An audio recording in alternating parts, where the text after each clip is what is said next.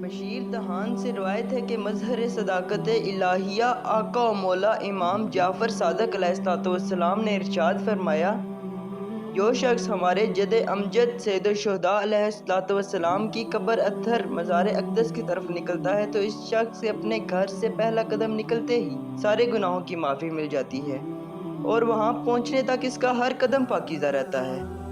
और जब वो शख्स वहाँ पहुँच जाता है तो रब्बुल आलमीन इससे सरगोशी के अंदर फरमाता है, ऐ मेरे प्यारे बंदे, मुझसे तेरा दिल जो चाहता है मांग ले, मैं तुझे अता करूँगा। मुझसे दुआ कर, मैं कबूल करूँगा। मुझसे मुतालबा कर, मैं इसे पूरा करूँगा। और अपनी हाजत मुझसे मांग, मैं इसे पूरी करूँगा। इमाम अलैहिस्सलाम फरमाते हैं, अल्लाह ताला के ज़िम्मे ये हक़ है कि जो कुछ इस शख्स ने खर्च किया है इस शख्स को अता करे।